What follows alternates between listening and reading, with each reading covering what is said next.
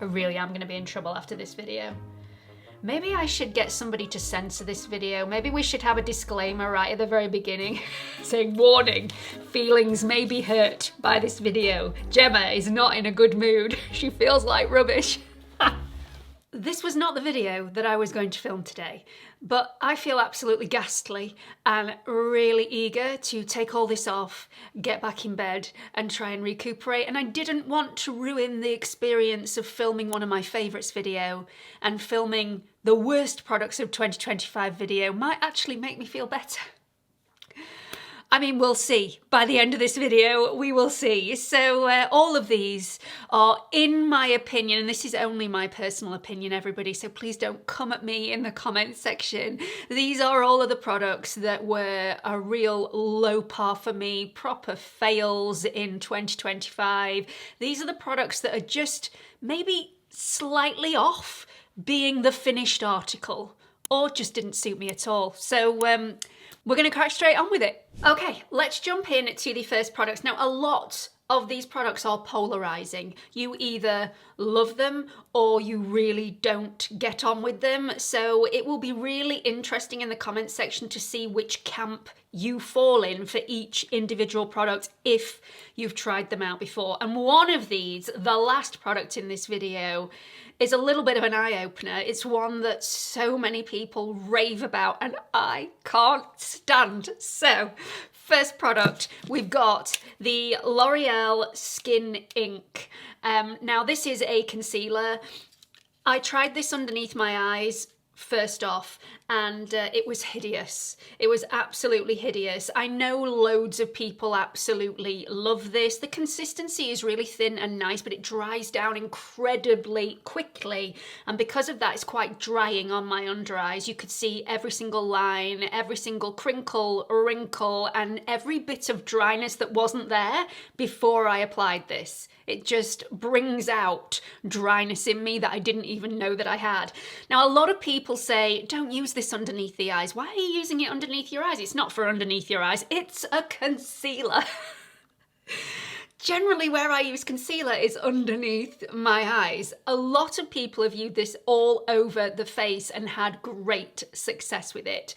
Me, I'm not paying that much for a product to waste it all over the skin. I have tried it all over my face, but it isn't groundbreakingly beautiful. So yeah, I wouldn't choose to use it in that way. I'm not quite sure what else I'm gonna do with it at this point. It just, yeah, it's not for me. It really isn't for me. A lot of the time it looks really heavy in areas. It can go very cakey in areas. It doesn't wear well because it's such a long-lasting formula, which doesn't make sense in itself. It doesn't wear well, but it's a long-lasting formula. It tends to go a little cakey and crusty, and I don't like that.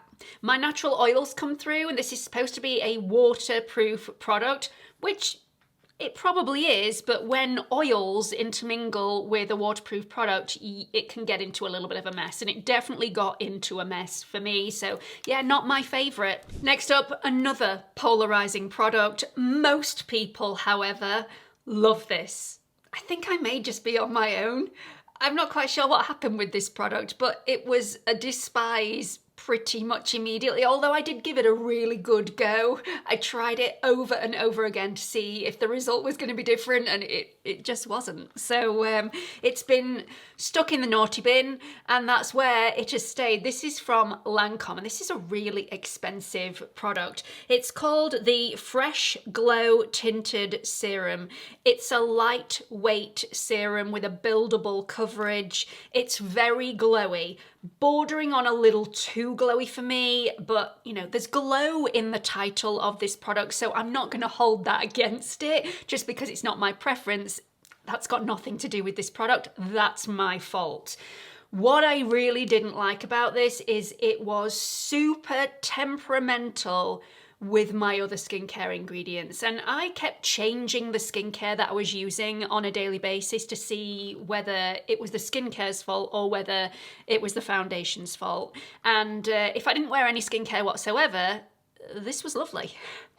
But regardless of what moisturiser I applied to my skin, and I have a lot in the drawers over there, this pilled on me, and because of the pilling, as soon as I touched my face, this just completely balled up and just rubbed into a really horrible mess. This didn't last very long on me at all. The more I touched my face, the more patchy this became. And by the end of the day, in fact, not even that, probably 4 hours in, I hardly had any of this left on my face. And what I did have left on my face was in little flakes. Not good. Not a good look. I don't know what happened with this. So many people have really positive experiences with this, so I'm not quite sure whether it's just allergic to me or whether I'm allergic to it. But it's definitely worth getting a sample. It's a very beautiful skin tint, very, very lightweight. But yeah, it's something, it didn't like me. It did not like me at all. If you are going to try this, get a sample and check that your skincare likes this before you fork out the price of it, because it is rather pricey for the amount of product that you get. So, next up, a product from Rimmel. Again, had lots of success with Rimmel products in 2025. This one was not one of those products. In fact, it's fair to say I really didn't like this and had zero success with it. So this is the lip ink pen. This was one of the first affordable versions of the Huda Beauty lip contour stain. Where this differs to the lip contour stain, and also if you are looking for an affordable version, let me find it. We've got the NYX Lip Lingerie Lip Liner Stain. This is superb. This triumphs where this just completely flops. What this isn't good at is not being patchy. This isn't a smooth application. So this is very much like a felt tip application. But if you go over one area more than once, that area gets a lot more stained, as with a normal felt tip pen. If you go over the same area multiple times, that area is going to be deeper. That doesn't happen with the other products. And so this is very, very cumbersome to actually apply to the lips. It goes patchy. It doesn't last as long as the counterparts, even the affordable counterpart, and it's very, very drying, very drying. I don't recommend this one. I just think it is slightly off from being finished. The formula, or maybe the tip, needs some alterations for it to be a fantastic product. It's not far off, but the problems that are associated with this make it not worth the money even when it's affordable. There are other products out there that do so much of a better job than this for actually less money, I think. Maybe on par. I don't know what happened here. I am a huge fan of Sculpted by Aimee. I love her products. There are only a few that just don't suit me, but it's just one of those things. This one, again, it's lovely when you're applying it, although if you have seen my mum's Don't Waste Your Money video, this actually featured in that video, and I can't remember what, I think she called it dirty. It's dirty. I don't like it. It's the way that you have to apply it. The actual pushing down of that cushion into that, it just, no. And she was trying to be polite. I don't think it's dirty, by the way. I think it is a beautiful product. I think it's really nicely packaged. You get a mirror in here as well. You get an applicator, which wasn't my mum's favourite. I think what she meant was it went through her because it's a little spongy and it squirts out of the edges, a bit like mud when you put a welly in it, and it just, you know, I don't think she liked that about it. But the major flaw about this, because it is such a beautiful product, it looks beautiful on the skin. A little glowy for my liking, but again, that's what it's supposed to do. Just because that's not my preference doesn't mean anything against this product. The thing that went really badly with it is that this transfers onto everything, and I mean everything. Not just a white shirt when it's rubbing up against your face. Oh no, this transfers onto your fingers, your phone. It's not just about heat. If you touch something, it will transfer and it gets everywhere. And because of that, it doesn't last very long. I really like a lot of the foundation products by Sculpted by Aimee, but I haven't had issues with any of those that are as bad as the transferability in this one. So it's the only problem I have with it. Transferring. Let's talk about a hair care product. It's very, very expensive. I really didn't like it. I tried it several times, didn't get on with it. And because it was so expensive, I wanted to pass it on so that somebody else maybe got some use out of it and hopefully got better results out of it than I did. I've no idea who I passed this on to. Otherwise, I would ask. I've only just realised, I'm like, ooh, who did I give this to? Anyway, this is the Oribe Serene Scalp Densifying Shampoo and Conditioner. Over £100 I paid for both of these products together, and I love Oribe. Oribe for me is just the prince and princess of hair care. If you can afford to be lush and to be a little bit frivolous with your hair care, you will not regret buying the Oribe Gold Lust products. The Gold Lust products for me mean that if I use those, I don't have to straighten my hair because my hair is in such good condition. It doesn't go fluffy, it doesn't, you know, there's no flyaway product. I have not had it for a while because I've not been able to afford it, but as soon as it's in the sale, I will be buying it again. This one was a major flaw for me. It made my hair go very straw-like, not only to the touch, but it looked like straw. And not only did it look like straw, but it also broke like straw as well. So I'm not quite sure what happened. I'm sure there's quite a bit of caffeine within the formula because it's supposed to invigorate the scalp, but this just, it didn't work. It really didn't work. I looked like Wurzel Gummidge. Does anybody know who Wurzel Gummidge is? Is it just in my age range? Did it transfer? Did Wurzel Gummidge transfer across the pond to anybody else that other than the people that are in the UK? I don't know, but I looked like Wurzel Gummidge. Or Garth from Wayne's World, you know, the standout hair. Really wasn't a good look for me. I couldn't carry on using it. I probably used it for a couple of weeks and then thought, enough now, enough, that is enough. I don't know if this featured in 2024's worst makeup. Maybe I should have had a look. Anyway, we're going to mention it again because I think it's worthy. This is from number 7 and it's the Pro Artist range. I love the Pro Artist range. They have some of the best products for a mid-range price. I know they market themselves as a really affordable product at number 7, but I think it's more expensive than affordable. I would say it's more mid-range. This is the Pro Artist Touch-Up Concealer. Now, the reason this is a fail for me is, number 1, very little coverage. I prefer the Touche Éclat from YSL. More coverage in the original Touche Éclat than there is with this one, but this is supposed to give you a little bit of coverage. It's also supposed to give you a little bit of light reflection like the Touche Éclat, and it doesn't give me as much. So that was a little bit of a straight away there. This also has a very weak shade range. I think there are only 5 shades. And the shades that I can get away with personally are shade 1, 2, 3, and 4 for me, who is whiter than white.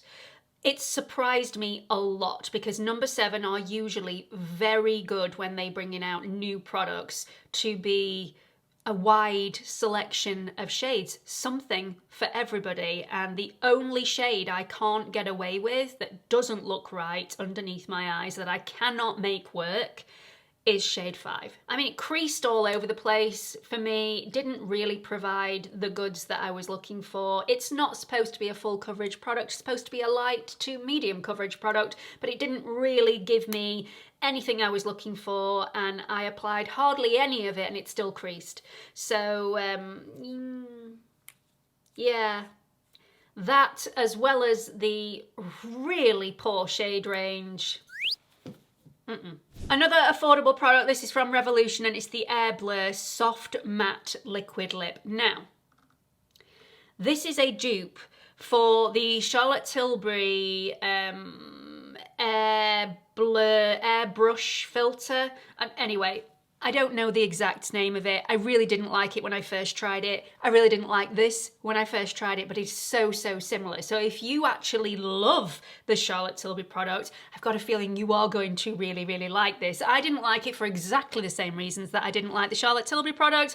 This feels so beautiful, velvety, smooth and soft when you first apply, but it's actually quite a drying product, and as the day goes on it gets a little clarty, it gets a little, starts to build up in areas, it gets a little slobby, you know, like jellified, and it creates a line of resistance. So it's one of those products that gives you a very, very thick line which separates the body of the lip for the internal body of the lip. And it just goes a bit congealed, a little nasty.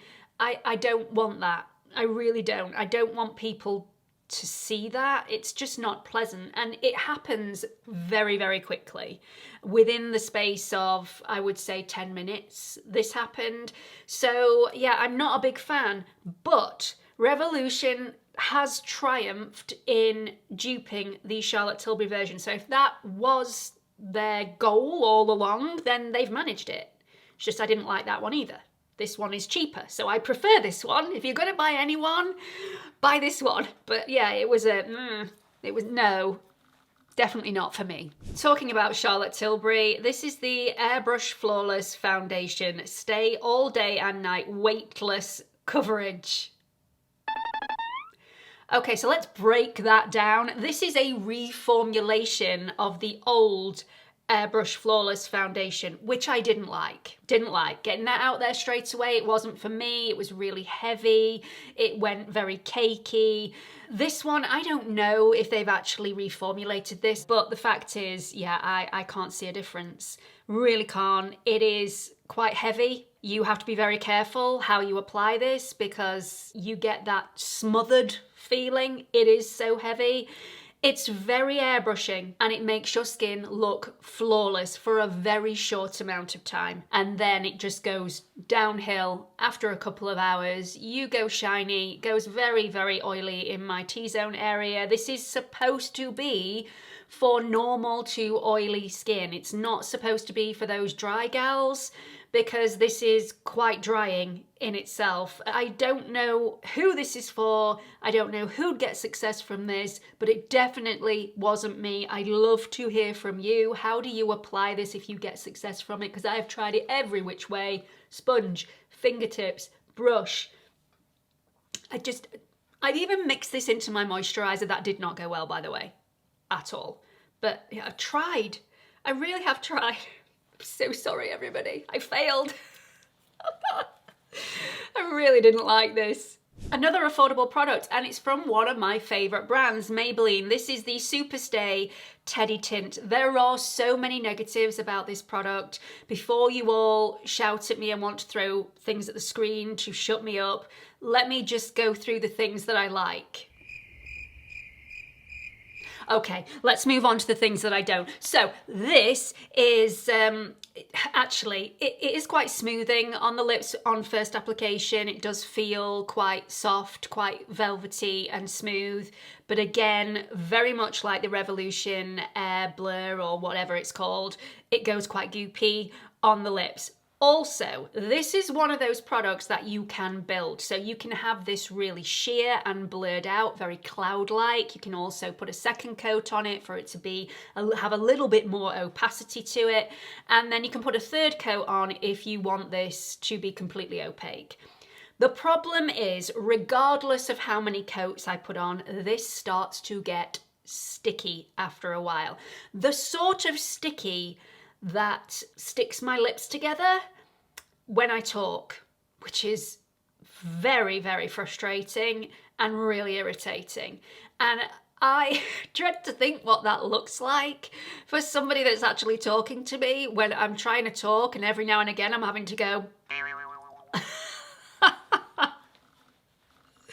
really not good.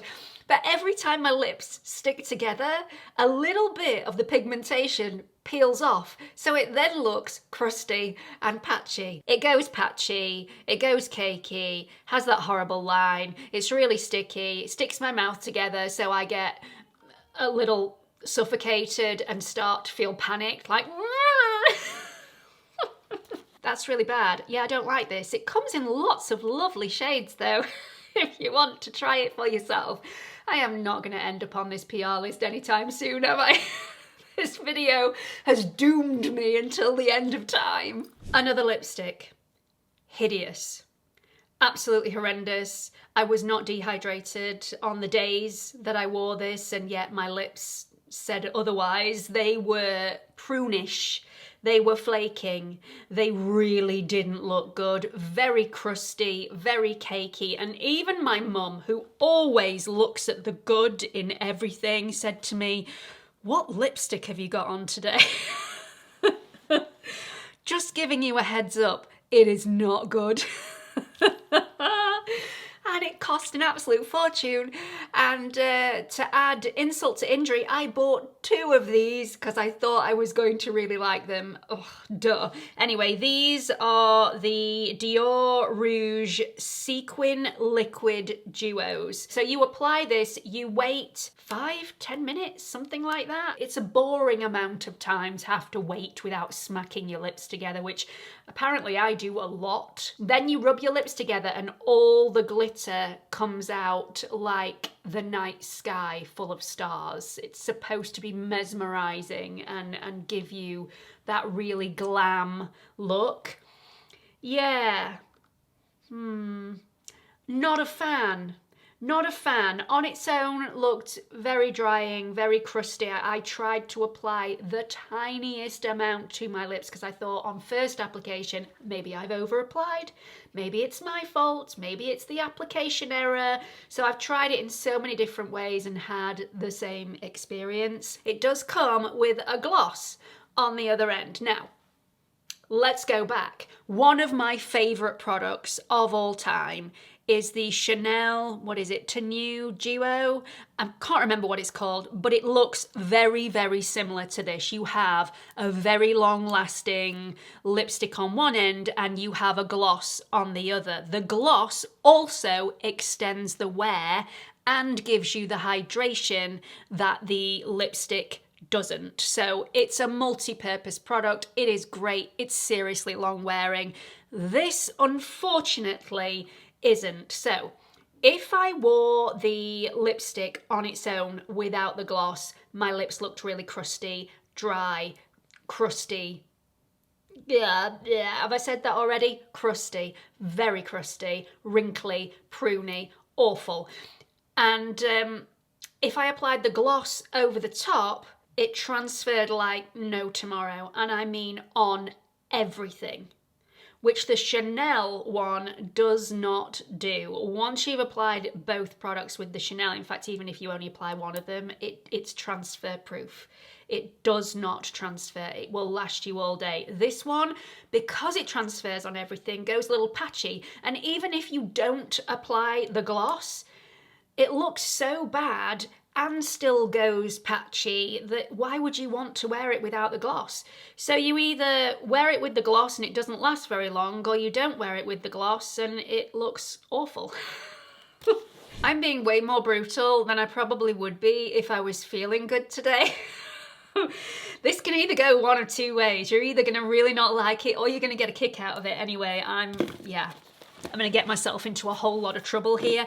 Let's talk about the Benefit Bounce Badgal Mascara. So it's the Benefit Badgal Bounce Mascara, actually, I think is the correct way of pronouncing this. Fuller, fluffier, volumizing mascara. This is. One, I really liked the wand. I thought, yeah, the wand is going to be right on my street. It's very fluffy on one side. It's got hardly any bristles on the other, so you can really pack the product on. Or so I thought.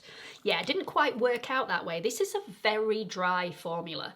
Very dry. It's very difficult to actually attach any of this because it's so dry to your lashes, and because of that It takes forever to get the amount of volume that I require. Yes, it gives you fluffy lashes. Yes, it gives you more volumized lashes if you're prepared to wait 15 minutes every single time you want to apply your mascara, because I needed 5 coats of this. 5. To give me even half of the volume that I would usually require from other mascaras that would give me that amount of volume in 2 coats, and maybe even 1. So yeah, the formula for me was a bit duff. It was a little too dry, which I had high expectations for because I love the Badgal Bang original mascara, although it is very wet. They've gone polar opposites for this one, and if they'd have gone slightly in between, this would have been a triumph, but it just missed. Please bear with me. I do have reasons why I really don't like this product that so many other people swear by. This was a huge hit on TikTok. It was being sold left, right, and center. And as an esthetician, I have to clamp down on this and say, please don't do this. Don't do this to your skin. This is from Hoyi, and I think I'm pronouncing that right anyway. This is the last product that is going to appear in this video, the worst products of 2025. This is the Collagen Night Wrapping Mask, and if I go onto any K-beauty site, this is always going to be one of their most popular products, because when you take this off, your skin is shiny. Your skin looks plump. Now, there is a reason that that happens, but there's also a reason I don't like this. So again, bear with me. So first of all, the main ingredient in this is glycerin, water and glycerin. So this is going to be really hydrating on the skin. It's going to pack your skin full of that hydration that you need.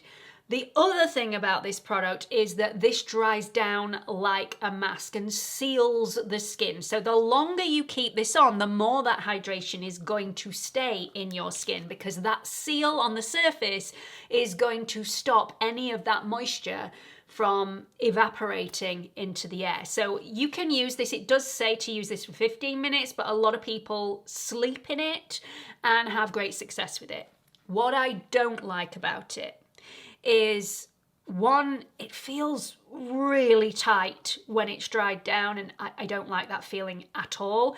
Secondly, this hurts. This hurts to peel off, and that's what it suggests that you do. You're not supposed to wet it and dry your face, dab your face with a towel. You're supposed to peel this off. And it really hinders the skin barrier, especially if you use other products that irritate the skin barrier and you're using this to give that calm and hydration back to the skin. You're just going to damage your skin even more.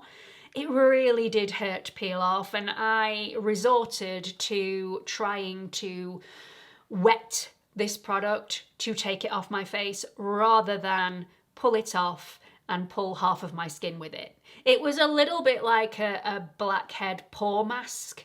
You know, when you've got to peel it off. I wouldn't recommend those either. I don't recommend this. Yes, it works, but any sort of product that creates a film on the surface of the skin is going to lock in moisture and hydration. So I would recommend using anything other than something that you have to peel off. Just put some moisturizer on your skin with a little bit of oil or some hyaluronic acid, I don't know, locked in with moisturizer. It's going to give you similar hydration to this, and it's going to look after your skin barrier, unlike this. So that's it. You have no idea the relief that I feel that I've got that video out of the way. We got through it without coughing and croaking too much, and I can now go and take all of this off, shove some Vaseline and other moisturizing products around my nose, and go and get in bed. I will have recovered, fingers crossed anyway. I mean, it's a few weeks away when this video will actually go live. I will have recovered by the time this video goes live, so please do not have concern for me. It's just a cold. It's just I'm being melodramatic. Anyway, these were my worst beauty product releases of 2025. Just because I don't like them doesn't mean you're not going to like them. If you love these and you think they are the best products ever, have your say in the comment section. Please don't be offended. It is just an opinion. I would love you to have yours. So yeah, I really hope you've enjoyed this video. I hope that I've been able to save you some money, maybe just by letting you know some of the things I don't like. I've got a lot off my chest today, I really have. Thank you for listening. Please don't forget to like, subscribe, hit that notification bell so you don't miss any future videos in this series. Hope to see you all in the next one. Bye everyone.